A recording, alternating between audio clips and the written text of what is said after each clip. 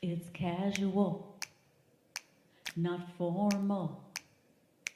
It's hosted by Rory Pendlin. Oh, and Renee in tow. It's time to start the show. 1, 2, 3, go!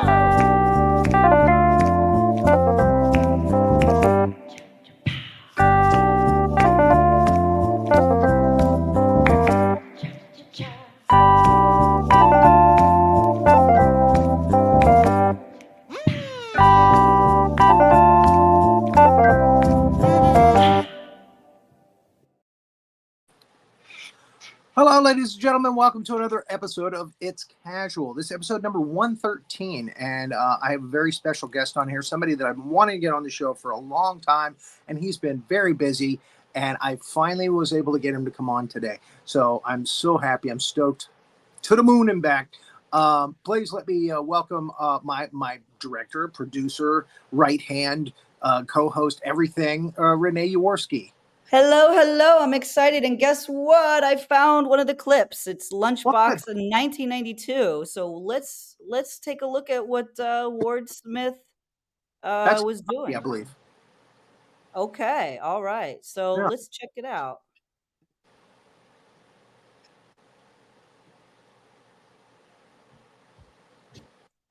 Last time I was home, my mom, God bless her, she's wonderful. That's my little grandson.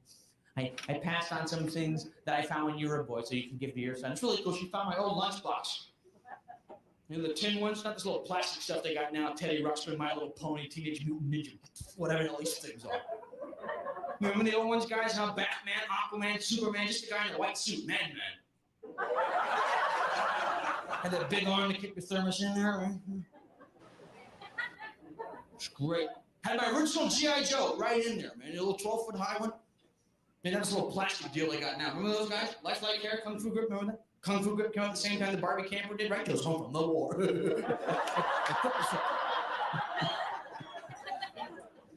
Sure, man. My first love letter was in there. Do you love me? Yes, no, checkbox. Remember that one? My second love letter, do you love me? Yes, no?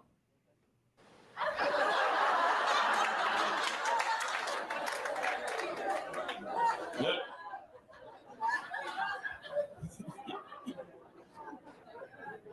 And a little note from Mom. Remember Mom used to take a little note to the lid? Here, Mom, you did that, didn't you? Have a good day at school. Right? Little kiss. X was a kiss, O was a hug, right? I was 14 before I figured this out. Have a good day at school, love, Ox.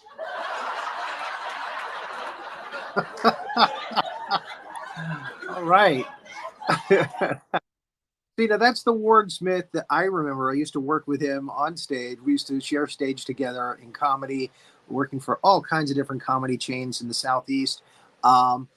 Let's go ahead and bring him up right now. Not keep him waiting any longer. There he is. There he is. That was very funny. I remember the little butterfly boxes or whatever they were when you would click back and forth and you'd yes or no. Like, yeah, I remember that. You brought back memories. It's so funny. That clip is as old as my oldest son. That's about about 33 years old. Was it 92? Yeah. Well, yeah, that's when we worked together. Yeah, right. It was back 30 years ago. That's when we first saw each other. So yeah. Well, again, you live in Tampa Bay, am I right? I live in St. Petersburg. Oh, St. Petersburg. So yeah, you used to come over to the Tampa Bay area to the Comedy Corner and well, that's where I grew up. I grew up in Tampa, and that was Crackers. Crackers, and I think did I meet you at the Corner or Crackers or? I think we met at the Corner. I think you came into the Corner first. Or Coconuts too on the beach. And Coconuts. Yeah, Tom Shoemaker. London Victory Club used to do comedy. Remember back in those days? I don't think I did that one. But Larry Silver, Groucho's. Oh yeah. All kinds of Mike and Mark work back in those. Yeah. The Hammerhead Boys. I was almost going to say what a lot of people call them behind the scenes. Yeah, that's right. But just to say that, I mean, how those guys, or anybody, how do they, without technology today, How did they get those gigs? There was 8 weeks worth of work throughout the state. Yeah. And those guys, did they get in the car? Did they go canvass these areas? Or they cold call them and say, it's comedy, here's the contract, here's the numbers? And I don't know how they did it. But they put us all to work. And hotels and restaurants and things go, hey, we can do a comedy night at your place for, X amount. We'll bring comedians in every weekend or what have you. Or whatever the pitch was, they'll sell booze. Yeah. It's like on a Tuesday night, there's no comedy, right? There's nothing. There's no Monday Night Football. Tuesday, there was no karaoke then. You want people to drink. It wasn't ladies' night, not till the weekend or something like that. Here's a Tuesday night. You get 3 guys. You just pay them, and then you guys can keep the booze, whatever it was. Because then you get, if it was, 50, 75, and 100 for the night, for performers, and then you're getting like 400, 500 for the week. So I mean, and plus whatever cut they're getting. I don't know how they set it up. I mean, I know how to set it up now. I don't know how they did it then, but it was amazing that they were able to do it and got us all work. At that time, I mean, comedy was king. I mean, there was a club. There was like 4 or 5 clubs in every town. Well, it was, my old adage is there used to be 500 comics, and 2,000 rooms. Now there's 20,000 comics in 6 rooms. Yeah, there you go. So, and we're going to talk about that progression in your life because you started out doing comedy. What's ironic is I started out doing theater stage, and then I moved to comedy because I'd done musical theater, I'd done Shakespeare, I'd pretty much done it all, and I was like, what can I do next? So I was working with the ensemble first, and I graduated to comedy, but you did it the other way around. Well, I did it because I couldn't get arrested as an actor, because my first love was acting and studied theater when on the GI Bill after I got out of the service. And I always liked stand-up too. I like doing stand-up too. It just was one of those things that I never really thought about it. And then I started doing some in USO shows while I was in the service. That's kind of neat, but it was very service-specific material. It isn't really civilian type material. No, you did that. I knew you had done service. Right, maybe 3 minutes of that material could work on the outside, but that's all I had going for me at all. And then it's when I got out in Arizona, and that was one of those clubs that was there, Finney Bones, by a comic named Michael Finney. He was a comic magician, and David Spade was one of the regulars there, among other things. And then all the guys from LA, it was on the circuit.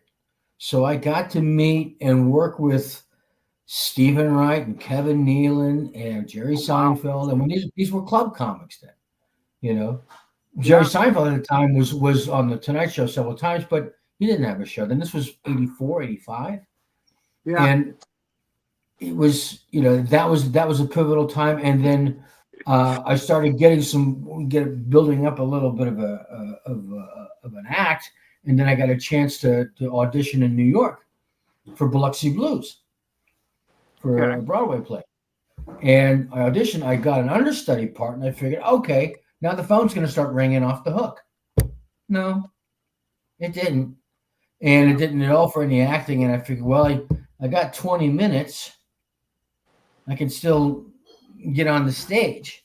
And there was a guy named Dennis Ross who was out in New Jersey, and he booked all these club gigs that were out in New Jersey, upstate New York, and Pennsylvania.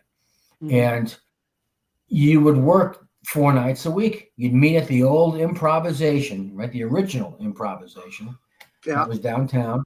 And you were going with Rory. You guys are going to Wappingers Falls, and then pick up the other guy, Chris Rock, and all these other, and Adam Sandler and all these other people that it was just like I started with, in Arizona, and then they were the same. I remember when Chris Rock got his television debut on the Joan Rivers show, and then they were doing it live in New York, and like at 5:00 they tape it live, and then it was shown live in New York at 5, and it would be shown via the satellite later on at midnight. And so there was a TV on the bar at the improvisation, and everyone's gathered around that were waiting to go out on their gigs, because we had our gigs, we had to go out like at 6 o'clock, and the taping at 5. So everyone's watching this, and I'm looking around at the bar, and Larry Miller, Paul Reiser, Gilbert Gottfried, a guy named Lance Crowther, Charlie Murphy, everyone is like hanging around. Hey, Chris is, get a shot. Yay, Chris, go. And he was just like one of the guys who had just gotten promoted. That was the great feeling. And then at that time, I mean, Larry Miller, was a big guy to me. But again, to the public, this was at that time you mentioned earlier that second wave of stand-up. I think it started in the 70s. I want to say when we got into it, when we got in Decline and George Carlin and Richard Pryor, that was the 70s when we were kids. And then the 80s, the second wave came. I want to give a reference here for our audience that might not recognize Larry Miller's name. Okay. He's in the movie Pretty Woman as the guy that kisses ass when they go in to buy clothes. That's him. That's probably one of his funniest movie bits. Well, he's also in Best in Show. Yes. When they're driving through, and he's one of the many exes that Eugene Levy's wife has, and he's like hitting on her at the dinner table, and their son is like real pissed off and goes up in the tree, and I will gouge your eye out with my thumb, you little prick, if you don't get out of that tree. Well, who did 20 minutes on skiing, which I thought was the funniest thing I'd ever seen in my life. If you ever pick it up, and if you ever see it on YouTube, when he does, I went snow skiing with my friends. I mean, that's the premise, and then he's off. I went snow skiing for the first time, and you'd think I would have a little more idea of what to expect. But no, boom, and then he's off. And the ride is incredible. That was a great time, going back and seeing when nobody was nobody. And that was the day when Chris Rock got the nod, bling. And then he was off and running, and look where he is now. Same thing with Adam Sandler. I mean, I was riding in the back seat of a car with Adam Sandler, and we were Chris Rock finally got his big smack. Everybody had to do it. Yes, he did. You won't believe this shit. I got a Chris Rock story for you. The day we're coming back, a comic by the name of Bill Rutkowski. We're driving back in from one of these gigs from Pennsylvania, and we're driving into the city. It's like 11 o'clock at night. And he said, "I know we can still get some stage time at the Comedy Cellar." My buddy Bill Grumfest, books it, and we could probably get it. There's no car phones or anything like that, so we're just okay, sure. I'm with this guy, Bill Rutkowski. I'm with him. I'm with the other comic. That's all I need to do. So we go there, and Colin Quinn was like the house MC. He's been the house MC forever. So, yeah, okay, you guys can go on. Yeah, sure. And then Chris is here, and I've seen Chris before at the club. And then it was like, and this was before we saw him on the Joan Rivers show. Yeah. And I'd seen him around working clubs and everything like that. Oh, my God, he's so funny. Yeah, Chris is, for a non-Jew, he's very funny. He's very funny. My show. I can tell him, Chris, and then Chris, let me tell you what Chris did. So it sounds like Eddie Murphy, but I had a car back in those days, and I was driving back in, and then so we did some time and everything, and then so Bill moves off, and I'm still hanging out trying to schmooze with Grunfest because I want to work, the Comedy Cellar a little more because this is my chance. And so Grunfest is like, yeah, come back, keep popping in and see him like that. Okay, so. These girls stick around. They want to talk to Chris, and they're talking to me and Chris. And I'm like, I got a car. I can give you guys a ride. No problem. All right, sure. So we have a couple of drinks. We're still talking, yada, yada, yada. And they want to go out to Long Island and we'll take a drive. So I'm driving the 3 or 4 of us out to Long Island. And then I drop Chris off with this girl at this one house. And my date for the evening, we go someplace else, trying to find a place. And like 5 o'clock, 6 o'clock in the morning, she's like, I want to go back to my friend. I need to get back with my friend. So, no, okay. So 7, 8 o'clock in the morning, I go back to her friend's house. And let her off, and I'm walking her to the front door, and then I could see, there's like a little courtyard. It's like a little gate, a courtyard, and then the front door of the house. And then through the courtyard, there's like a bay window, and I see standing up like this, right, as a man. This was this girl's father. And right through here, right in this area, it's this black face, and it's Chris Rock. Imagine she's yes sir, yes sir, yes sir, yes sir. So we and this girl I was with, we walk into the house, and Chris goes, "Oh, there you are, man." I said, "Hey, sorry, we got turned around," and said, "Yeah, we got to go." So yeah, nice to see everybody. So I didn't even say goodbye to the girl. There you are, man. I've been waiting for you. Okay, you saved Chris Rock. And driving all the way back. Will you believe this shit? You wouldn't believe this shit. Oh, I've got some shit to tell you. You tell me what a brother is doing in the whitest neighborhood in all of America. And Daddy shows up. And Daddy shows up. Would you believe this shit? Holy shit. Oh, no. He probably went back to that night when Will Smith smacked him. Damn, that reminds me of that father that smacked me. White boys in Long Island, you don't want to mess with their daughters. I tell you that. Oh, man. So, Renee, did you find the other video? No, please, God, don't.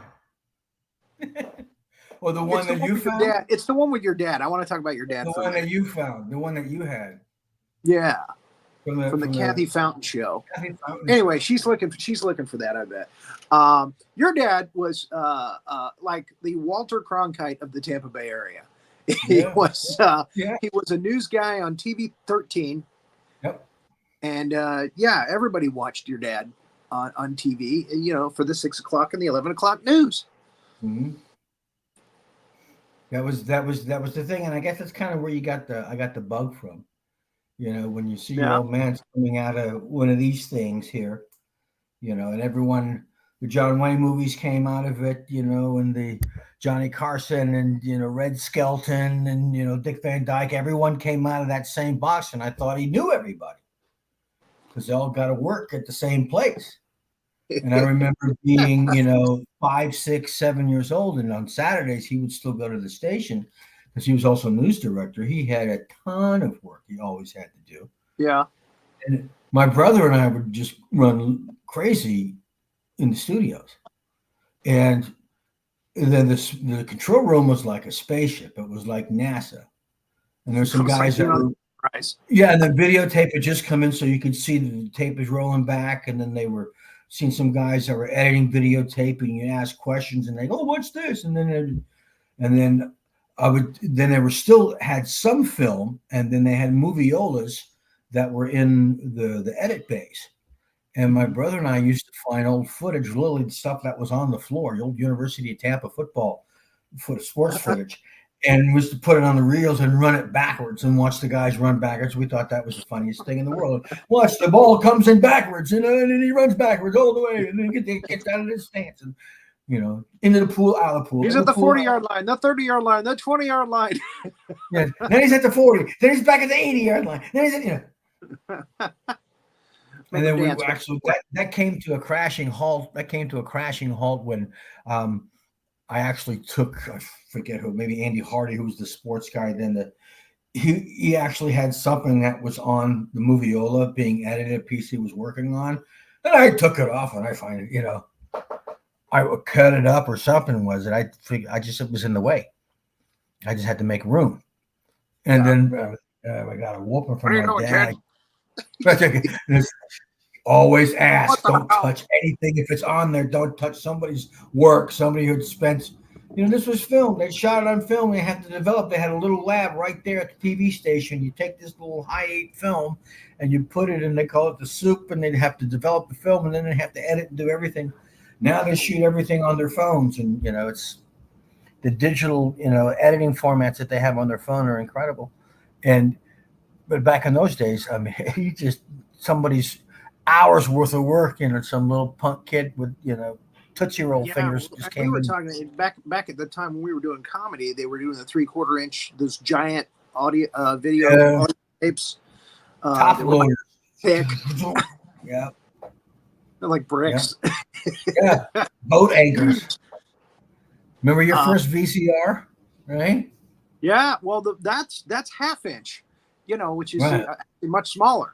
But the ones the TV studios use, those were 3/4 inch, were huge tapes. Yeah. And those machines would gum up, would get dirty. The heads would get dirty and gum up all the time. They'd have to clean them like several times a day. Yeah. So and then Beta came along and changed everything, right? Yeah. And then, like you said, and then we moved on to the digital age. Now everything's digital. Even movies are digital now.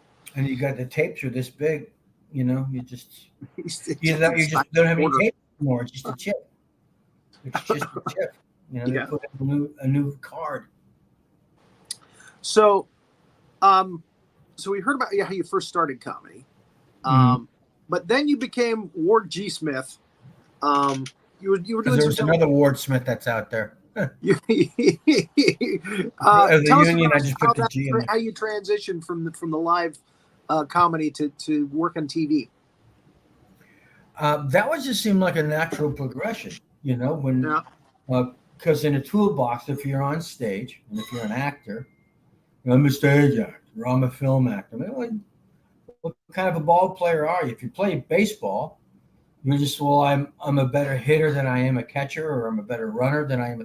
You got to be a 4-tool, 5-tool player, right? You got to play all your positions. You got to, and the same thing with football. You got to block. You got to catch. You got to run, throw. In baseball, you got to run, throw, catch, hit. You got to do it all. But there were some guys that just wanted to be road dogs. So I just think it was just they didn't want to be famous. They just wanted to do comedy on the road and connect with audiences. True. Yeah, I remember Chris Baker told me that when he was young. That I don't want to be famous. What do you want to be? Because I told him I want to be famous. I want to be a household name. I wanted to do TV and movies and stuff. And he was like, "Oh God, I don't want that. That's terrible. No, I want to just do comedy clubs. And I get it now. I mean, you lose all your work. I mean, if you look at the acting resume of somebody like a Strother Martin or Olin Soleil or name escapes me, the guy from he was on oh man, that is a really that's an over the top reference. I mean, that's Batman. You've got guys who they've got they've got 70, 80, Super Friends. 90 credits. Right. They've got credits up the wazoo, but they're not famous. They're constantly working. And that's what I would like to be. I mean, maybe you're famous as a result. Dano. There you go. Right. Dub Taylor. Have you've seen that movie, You're the Guy from That Thing? Have you seen that movie, You're the Guy from That Thing? No. Yeah, you'd love it. It's all about these great character actors because that's what they say. Hey, You're the guy from The Thing, aren't you? And they did it with ladies too. Hey, aren't you the lady that was in that thing? Well, you're the guy from that show. And it's like names that you'd know and faces that you'd see in everything, but no one knows the names. Right. And when those guys eventually they retire with union pensions and everything. So that's kind of a goal. Like now with MacGyver stuff like that, that was interesting because they shoot so much in Atlanta and it's so close you don't have to go to LA anymore. Oh, okay. There's more being shot in Atlanta. They shot that in Atlanta. Yeah, there's more being shot in Atlanta than there is in LA, period. Features, television, everything. It's supposed to be Florida, but they screwed around with the Dead were being shot there. And Louisiana. There's a lot of the film incentives that the state governments had in Louisiana and North Carolina. They had them here in Florida, but they screwed them all over. They tried in Florida, but they screwed it over. They screwed themselves up. And the governor just voted against, vetoed all arts funding as it is. Oh, that too, yeah. this time of on top of it. So Florida's got to get their shit together for the arts. So what better way for me You to were open doing a theater? television. Were you doing most of your work in the southern states? I mean, It was in Carolina, Atlanta. Georgia. In Atlanta. Most of the stuff I shot in Atlanta. Army Wives I shot in. That was in Charleston. Zoo was shot in New Orleans. Burn Notice was in Miami. I mean, that was one of the last shows. You were on the TV show Nashville. Yes, that was in Nashville, obviously. That was in Nashville. Well, that makes sense. Yep. They got great facilities out there, and as a result, I'd like to do that more. And one of the shows are nice, but it's really nice, and I'll be lying to say it if I wasn't. The residual income is quite wonderful. Right. The passive income that you get from a 5 and under speaking part. And if I had 3 more credits, let's say newer credits of programming that's going to be in more streaming, I'm still getting checks from shows that I've done 8 years ago. These shows that I've done 8, 10 years ago. Yeah, you get because people run out of stuff to stream, and they go, "What else is there to stream?" And then Burn Notice, they'll have these marathons, or I'll get I'm huge in Ibiza, apparently. I got a check from overseas royalty from Spain and Ibiza. I mean, it was for $85, but I'm huge. Yeah, I had a friend from my hometown who she did a guest spot. It was just a couple of lines on Miami Vice, and she was getting checks, like you said, for like $700. They would just pop out of nowhere. Oh yeah, they ran your episode. Yep. And then and then it's percentage less of that, and then less of that, and less of that, and less of that. So sometimes you'll get a check for 18 cents. Serious. So the union can say, you can't say that we don't get you paid, but we said for 18 cents, eventually, you just have direct deposit. I was getting those checks in the mail. It was costing you more. I'm no Wharton school of business, stamp. But the stamp costs more than the check inside of it. So, at some point, if it's under $5, can we make it to the old actors fund? Can I give it to a charity or whatever it is? So they figured, well, we just want to make sure you get your money. So then they finally got direct deposit, and those little checks and dribs and drabs, $17, and then the ones for 50 cents or 30 cents. At the end of a year, you just let it go, and next thing you know, you've got maybe enough for an airfare to go with your wife. I had a script that the only script that I sold, I think I made $37 and some change on it. That's wow. And they made it into a movie, and it got distributed, and it got bought by Artisan Films, and they showed it, and Artisan Films tanked just shortly thereafter. Right. my movie killed it. Deadly Species. I made like less than $38, I think, on that. And they kept saying, everything's deferred. You'll get money later. And nah. The distributors got all the money. Oh, sure. If there was anything to be had. Oh, there was money to be had. Again, Artisan bought it. Well, okay. So somebody got money. I did a film with I'm forgetting everything. I'm blanking. The movie that I did on there that I did with one of the guys, Simeon Rice, used to be a player on the Bucks, and then he fancied himself to be a filmmaker, and he directed a film, and it was I remember. I can't remember the name. It was long and short of it was. They wanted me to come back. They wanted me to expand my role. But I heard a bunch of problems with it. And a lot of people just weren't being taken care of on that set. Yeah. A lot of actors weren't being compensated fairly. So I said, you take care of the colleagues, and then I'll come back. But they go, you don't understand. We want to give you a bigger part. And I said, that's fine, but you need to pay the other people. And I didn't go back. Yeah, they didn't call you. Wait. The way people work in this business, it's amazing how people still work in certain ways that way. You figure that eventually the business has a tendency of weeding out the bad people. Most businesses do. people, whatever it is, if you're selling widgets or if you're making movies, the business just weeds out the assholes and gets rid of the bad people. I'd like to believe that. You like it, but usually those people kind of flourish, and get promoted. 9 out of 10, you think most of the time the business takes care of itself. What is it? What's the old expression? Jerks don't work. But eventually, if they have their own production companies, and and the jerk is signing your paycheck, what are you gonna do? You just don't work with them anymore. You realize maybe it's more important, maybe it's better off maybe just to sell widgets than it is to get in this cockamamie. Integrity. Right. You played a lot of sheriffs and police chiefs and things like that on these TV shows. That's something to be a thing for you. Well, that's what it is. That's your type. See, that's how I'm seen as authority types. There you go. That's a better way to describe it. I'm the cop. I'm the DA. I'm the judge. I'm the professor. I'm dad, grandpa.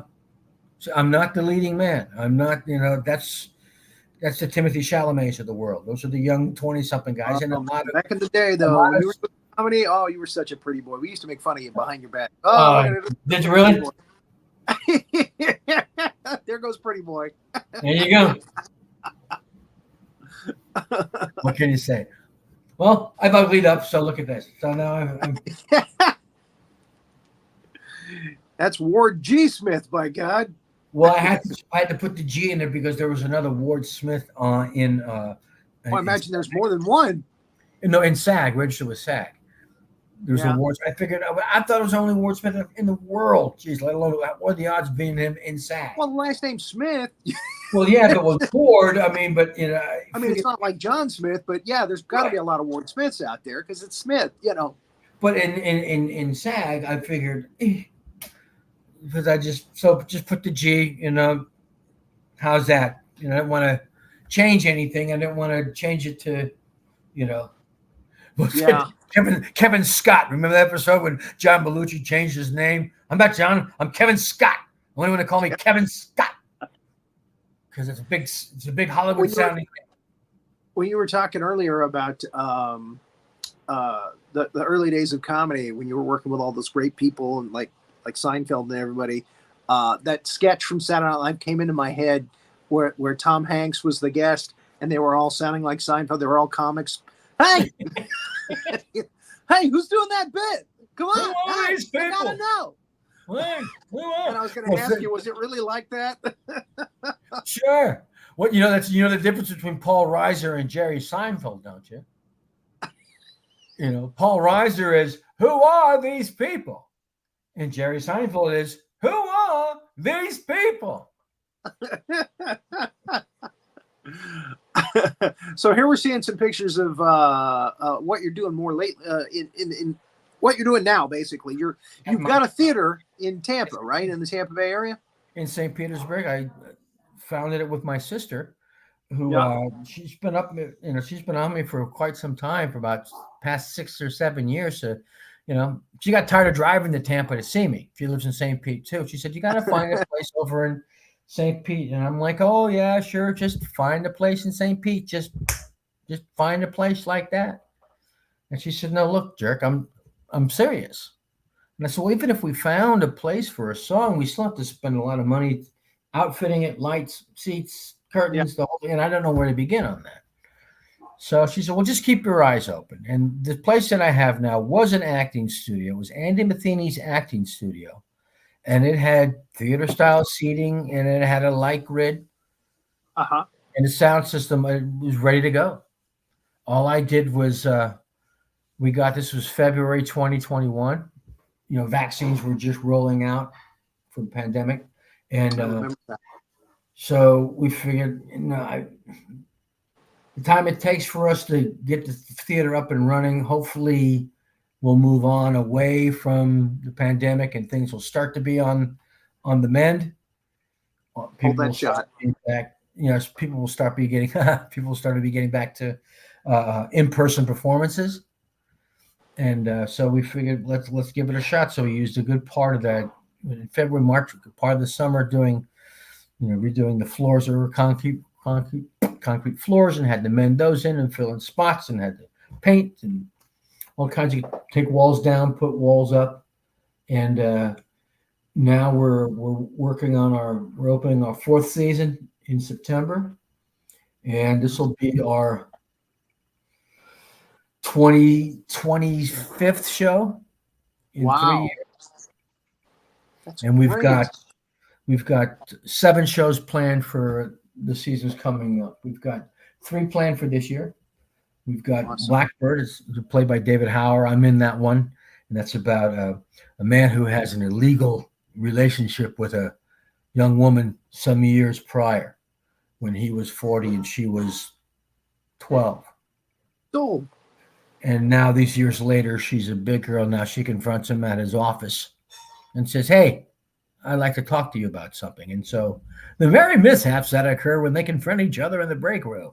That's a very gripping, very challenging 2-hander.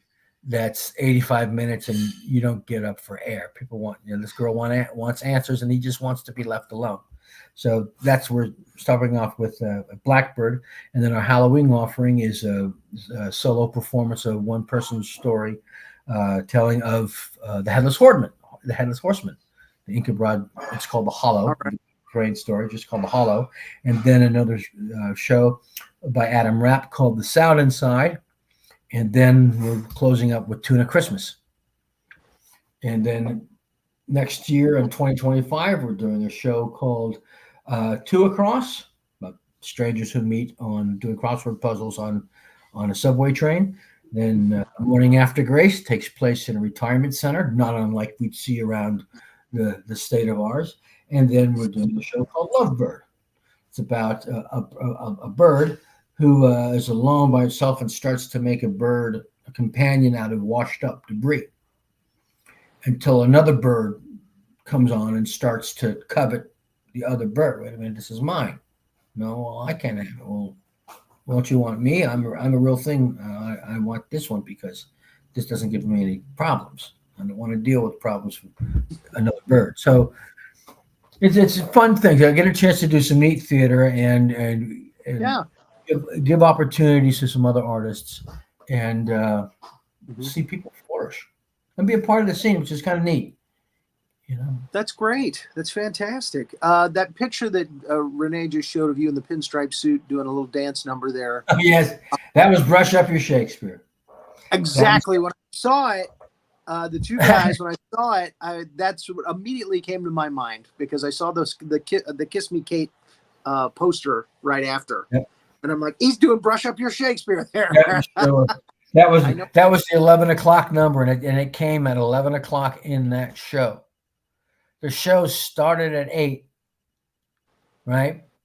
Yeah. And it's a long ass show. How long that show is it that long? Really? It is that long, and it comes in the second act. But the 11 o'clock number, I mean, they're called 11 o'clock numbers for a reason, because they come at 11 o'clock. And usually it's the showstopper. It wakes people up. It's dance 10, looks 3, like it was in the chorus line, or it's, tradition. It's boom, it gets the people, gooses them up again. And that was a lot of fun to work in the Palladium, in an 800-seater. And when we're coming out during the vamp is being played, and then we start getting applause during the vamp. Didn't open our mouth yet.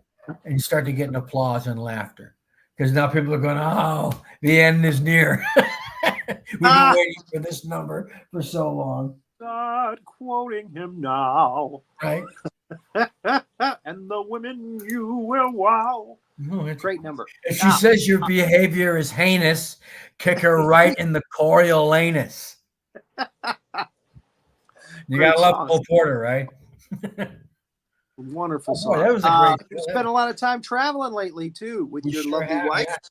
My lovely wife and I. Yes, that was on our honeymoon. Time actually, in Italy.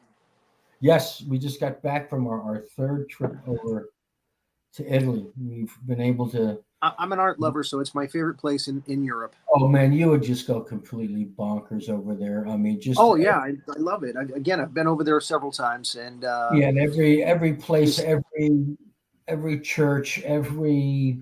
Got to go back to Florence. Got to go back to Venice. There you are in Venice. Yep, every little place where there is art, it's amazing. I can't draw a straight line, so and I marvel at every the classics that are over there too. I mean the Donatellos and the Brunellos and not the Brunello, that's a wine. The Botticellis and the Rembrandts and the wonderful arts that's over there, and I just marvel at how they constructed those things. Like in Florence, for say, when they built that big Duomo, how they got all that marble up the river and then up the road with ox and manpower and lifted all that stuff in place, and it's still standing. It's just and with the Medici, Florence, it's amazing. We did Sicily this time, and that's something that that's one thing that the Sicilians are not, and that's Italian, and they'll let you know that. And this is the real, Italians want to be culture. Yeah, and that was a wonderful from Palermo. Have you done Amsterdam yet? I've been to Amsterdam, in the past when I was in the service, but I haven't been with my wife now. Yeah, because you mentioned Rembrandt, and that's all about the Van Gogh and the Rembrandt up there, and the Vermeers and that are in the Franz Halls. Right. Well, during the show next year, we're also doing next fall. I'm doing remounting. We're doing Red. 3 shows. We're doing Red, White, and Art. It's about the art business.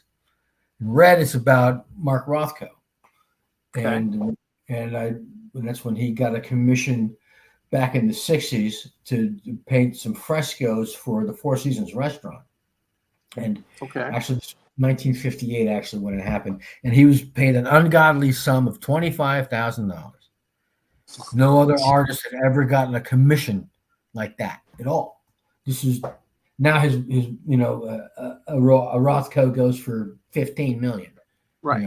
One painting. So this was back when the abstractionists and Pollock and and de Kooning and all those guys were they just crushed the Cubist movement, but the pop scene was on the rise. Warhol, Basquiat, those guys were just on they get rid of these, they get rid of this movement, and there's his assistant Ken, who comes they overshadow it.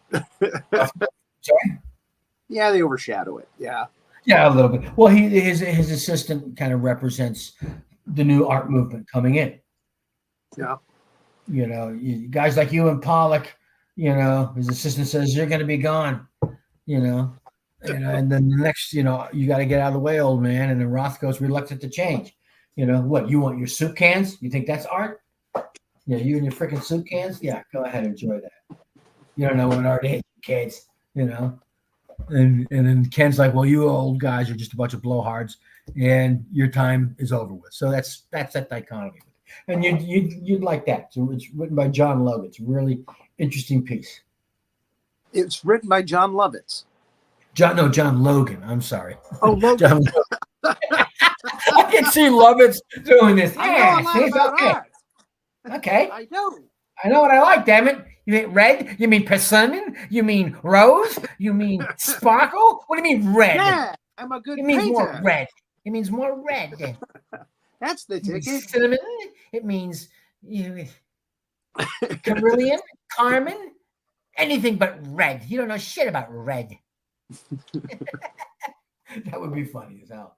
John Lovitz as Mark Rothko. So have you reached nirvana? I mean, are you there? Are you at the best part of your life right now? Well, I would say yeah. I am. At 61, I'm finally content. I mean, artistically, I have a showbiz job. Mm-hmm. My day job is I'm at the theater all day long. Yeah. I'm studying my lines for the show that opens in September. We start rehearsal in August. So I'm in my pre thing. I'm produce all the other plays, the ones that I'm not in, to make sure if you're directing a show, make sure you've got your people and you've got your materials and you're lined up to go. Once my show opens up, then you start a rehearsal, the following week, and make sure I get all that stuff lined up and everyone's ready to go. So I just got to just do it now. And so you are directing some of the shows. Yes, I am. And for this particular year, for this year, I'm in one. I'm in two. I'm in Blackbird, and I'll be in Tuna Christmas. The next year, I'm directing Morning After Grace. I'm directing one, and then I'm in one, and then I'll be in Red, and that'll be after the summertime. And if it falls out, I mean, directing shows back to back, like being in a show back to back, you get burned out, Rory. It's just like, how long are you going to be on the road? At one point, you've got burnt out, and you said, "Listen, I mean, if you want to have a family, you've got to be home for them. I know you have a daughter. You have to be there for your children. You can't be gone all the time. Well, you can be. Then you're not be like Pete Hefty and bring all your kids on the road with you, right? And have them on the road with you, and actually have more children on the road." And not have a car. I think I had 2 kids. My kids are coming with me. We got room for the suitcase in the back, right? And his wife's pregnant with another kid. So, yeah. So, guys like that who made it happen. And they lived in the hotel room, and before homeschooling was even a thing. I mean, he did it. I mean, you can count Pete Hefty on one hand, a guy who put a family on the road and made it swing. I mean, the grass is always greener. I don't want to paint too rosy a picture of it, but it wasn't my family. I don't know how he did it. Pete's a great guy, and I don't think the children are any worse from the wear. Although it's like I can see him, Dad, I want to juggle. Go to your room and write a parody. No, Dad, I want to juggle. Go to your room and write a parody. I mean, I don't know how you can do that, Dad. I don't know about the puppet thing anymore. Oh, my son, the monologist. Oh, Well, by the way, Dennis Regan is playing on the other side of town tomorrow. Dennis Regan. And Lou Angel Wolf's going to be there, and Jeff Barrett's going to be there. I'm really, really thinking I'm going to pop over there because I haven't seen those guys in ages. Where's the other side of town for you? Where are you? I'm in Altamont Springs, which is on the east side of Orlando. Yeah. Okay. So this is over closer to Disney area. You were close. Vicki Rossman lived out in Altamont Springs. Remember Vicki?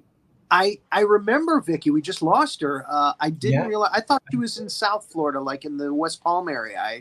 No, in Altamont. I remember that going to Altamont and going over the bridge and making that right by her place as soon as you got outside of Orlando. Oh man, she lived right there. That's one of the last few times I went to her place. Yeah, we've been here for about 5 years. She was a good lady. She was a good lady. I heard a lot of shit about Vicki, but she always paid, and she helped people. Treated me nicely. There's so many people that were instrumental. She had her own comedy workshop that she did, and again, she helped a lot of young comics who were just starting out. She helped them to get gigs and helped them to get paid. And helped them to get, circuits, get work. And she's.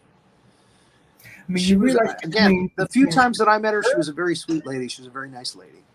Between her, Mike and Mark, and Bob, I mean, we could all work for 12 weeks. Yeah. And then when you got done, there was enough time had passed, you could start all over and do it again. Especially if you're in Florida and you're a decent MC, / feature, you can work. Because nobody wanted to MC. Everyone thought that they were a feature. And then the great Lou Deck told me that, MC is the greatest gift because you're on stage the most. You have the most stage time of anybody else. During the course of a week, the other acts come and go, but you're there. So, okay. Yeah. And it's, Rory's my guest. Like, not coming to the stage right now. My next guest is Rory. So make it your show. And then, if they like you, they're going to like Rory. So don't piss on the job. I'm just the MC and then you're going to piss off the audience, and then you set the tone for the show. It's in the shitter, and then everyone has to work harder because of you. Because I'm the MC and I got the shittiest gig. When they see you first and you set the tone, and then they see you again. Like Bobby Jewell would say, "Oh, hi folks, it's me. I'm back." Or as most people know me by my Irish name, "Oh, him again." Bobby Jewell. Yeah, There's a name I haven't heard in a while. there's a name, huh? You probably haven't heard my name in a long time either. No. I've been telling everybody I've been trying to get Wordsmith on this show. Oh man, since we started it. And yeah, but you were very busy starting up the theater. And to answer your question, I mean, yeah, I'm doing it. I mean, I'm about to. I get crazy when rehearsal starts. Usually it's going to be at night from 7 to 10. But So the director the show. We this found a good girl, time. This one girl, no, the girl I'm doing the show with, she's available during the day, and so is the director. So the stage manager, not so much, but we can still get a lot of work done. So we can work for at least 2 weeks, I think, and I'd be home by 5, which is great. So that takes me into new territory, because I don't think I've had anybody on the show that could tell me about the backstage end of what goes on in a stage production. So what are the toughest things about putting on a stage production? Money. Just getting the cash. I've been very fortunate. Okay, money for? Well, you need the rights. If I want to do a play by Rory, right, I got to contact Dramatist Play Service, Samuel French, or Concord Theatricals, somebody who owns your publishing, right? Exactly, which is Concord Theatrical. They've changed their name. So yeah, and if I want to do Rory's newest play, it's $125 per performance. And to be considered for awards, you have to do a minimum of at least 9 performances. So if you want to be considered for local awards, 9 to 12 performances. So so if it's $1.25 times 9 weekends. Yeah, that's weekends too. It's whatever it is. It's got 9 performances. And I'm Thursday through Sunday. Okay. And then and that's when I open. It's Thursday through Sunday, and then the following it's 2 weekends, and then the second Wednesday of every show is Pay What You Can Wednesday.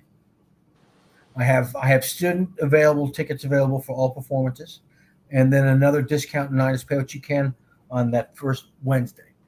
Mm-hmm. So I try to make it accessible and affordable. Tickets are $35, and I have 43 seats. So $35 times 43 is. So that's a black box theater. That's my black box. Oh yeah. Yeah. So my fees pretty much are for rights. The fees rights is what I come up. So for the sake of rounding it up and everything, let's call $100 a performance for Rory's. I want to do 9, so that's $900. Boom. That's rights for Rory's play. Boom. Then I can start advertising. Once I get the rights, I can say the Off Central Players are doing Rory's newest play. Boom. Because I paid the rights and I can put it out. Then I have to pay my people, and I try to give them $1,000 each for the commitment. It's 24 days rehearsal. 24 days is the window. And that 24 days, you can use all of it. Well, I don't know if somebody's sick, can't make it, but you got 24 days. And then you open. Day 25 is opening day. Well, the advertisement money and the sets, build the sets. The advertisement costs money. You got to build. I haven't even gotten there yet. I'm just looking at the commitment for the actor. Yeah. So if there's 2 people in the actor, so I give them $1,000 each. The director gets about the same, and so does the stage manager. Because they're in it, the director is gone. His commitment is table read and then opening night. He's pretty much done. The stage manager runs the show for the rest of the run. The stage manager is another member of the cast.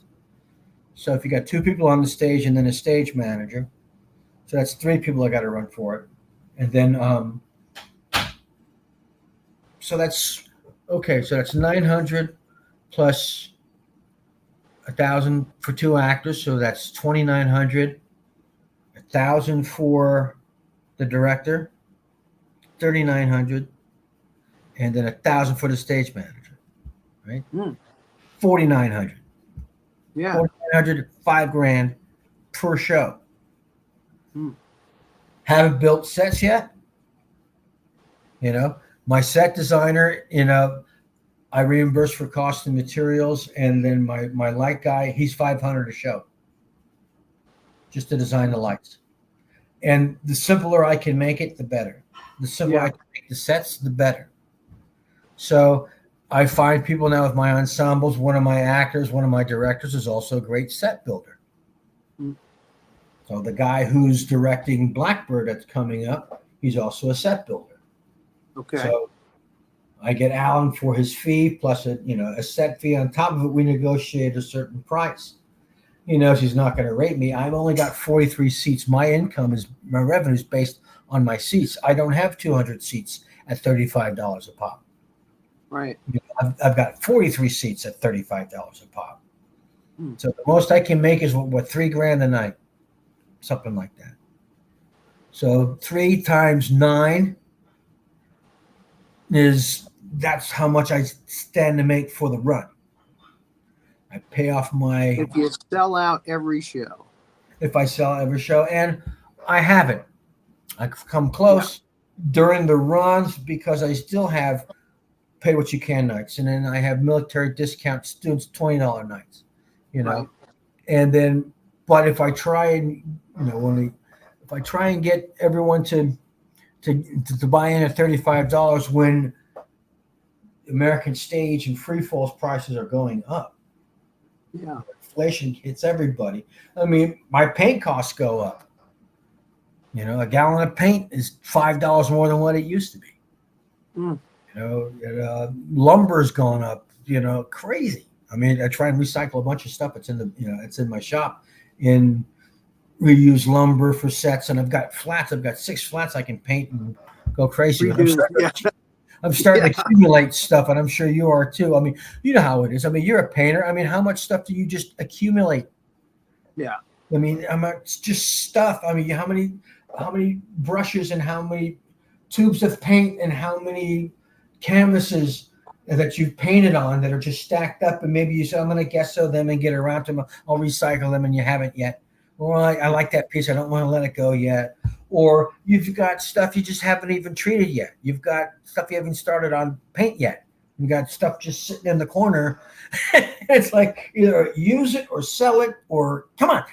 So this time of the year, before the shows get kicked in, this is where I'm doing a lot of housekeeping at the theater, throwing out people who said, "Oh, I'm just going to make a donation to the theater award." I don't want your shit, okay? I don't want it. I mean, I had it. It was great for a set piece that I used in one show, and you can come pick it up. Oh, that's a donation for the theater. That means you're not going to come get it. Well, I'm going to put it on the street. Oh, you're going to throw that out? I don't want it. I can't. Unless you want to store it. Yeah, there you go. Unless you want to help me pay for storage. No. But these are small problems to have. I mean, it's a manageable problem of 43 seats. If I had a place like the Palladium or a place like, Job Site Theater, I had 200 seats I had to worry about filling and programming that bring in that revenue. That's a big headache. That's a really big headache. And the businesses fail for 2 reasons: for poorly funding or poorly managed. And I think with my sister, who's really at the controls here for me, I mean, she's keeping things in check. Well, you sound like you've got a handle on it. It sounds like you know what you're up against, and you know how to handle it. So I'm trying to. I'm making a lot of stuff up as I go along, and trying to figure out. Okay, if I worked for this company, how would I want to do it? What would I like to see? I'm wishing you all the luck in the world, brother. I do. Thank you. I love for you to get out. I love for you to get out and see a show. And I would like to. Send me information on your shows, and I'll try to see if I can get out there sometime and see you. Great Dennis Regan story. You can tell that it's one of him if you get out to see him. I was working with Brian Regan, his brother. Kids don't know, Brian Regan is a phenomenal comic, and we were working at Mac's famous bar in Daytona, and Brian says, my brother's going to do some time, and I'm emceeing. He said, my brother's going to do some time tonight. And that's cool. Yeah, that's fine. He said, I just want to set you up. He's going to like heckle me, right? I'm going to be up for like 20 minutes, and he's going to start heckling me, just so you don't throw him out. He's letting everybody know that this is my brother. And then the line is, okay, pal, you think you can do this? You come up and you do it. So Dennis got up and did the rest of Brian's act. And it was killer stuff because it was Brian's act. And then Brian's sitting next to this girl going, you suck, pal. Hey, babe, let's get a room, you know. And then you see, not so easy, is it, pal? And then Brian is like, and they said the whole thing up. And he says, I'm just about to get to my closer. Hold on just a second. And then he destroyed. And I'm like, that's brilliant. I mean, how many people really didn't get the joke? You know, hey, man, that dude was really funnier than you, man. You let that guy get up on your stage. Wow, he blew your doors off, man. Yeah, that could give some bad people the wrong idea. I mean, yeah, give me half of Brian Regan's act, and I'll do pretty well too. You know, just like Gallagher's brother was doing half of his act. Right, Gallagher too. Right. Yes. Well, it's so great to see you again, man. Thank you so much for coming on the show. And again, I can't wish you enough luck with your business that you're doing now. I'm so happy for you that you're doing what you want to do, and that you and your lovely wife are getting around and seeing the world as well. Sounds like you're doing what you want to be doing. Finally, I mean, it's amazing, and you are too. I mean, we hang in there long enough, we be too stubborn enough to quit, you know, and just keep hanging in there, and stuff starts falling our way. It's good to see you. You're looking well. I mean, you've got all your hair, you've got all your teeth. You're not in the nut house. You know, you're not in the nut house. You don't have a nice jacket with the sleeves that tie in the back. They haven't got me yet. You know? I'm moving around. You know, they haven't got me. There you go. All right. Don't let them get you, man. All right, Rory. Thank you, buddy. Thank you all for watching. Take care.